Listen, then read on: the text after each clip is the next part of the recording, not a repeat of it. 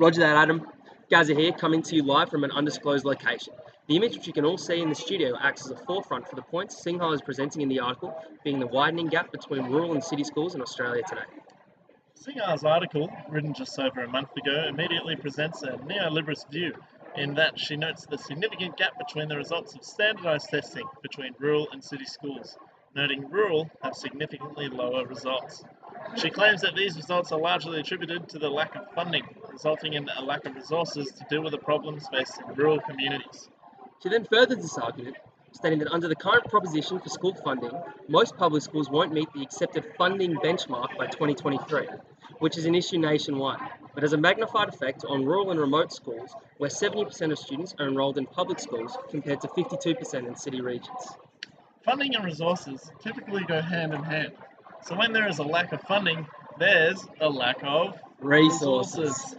Singhal interviews current teachers and principals located in rural schools to communicate their thoughts on the lack of resources in their teaching experience and environment.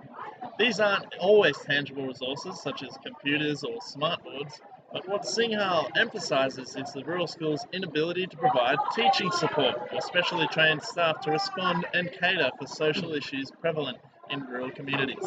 She then states that 30 to 40% of students in rural areas are falling under the 5 areas of vulnerability as noted in the Australian Education Union, which are physical, social, emotional, communication and general knowledge.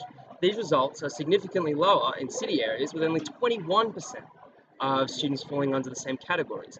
This in turn means that country schools need more funding to effectively micromanage these students.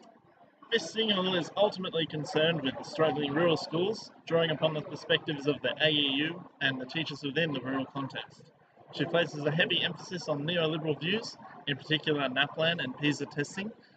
The report is indeed heavily weighted towards rural schools and the issues which the government are struggling to address under the current reforms and in particular Malcolm Turnbull's new funding module, Gonski 2.0. Back to you.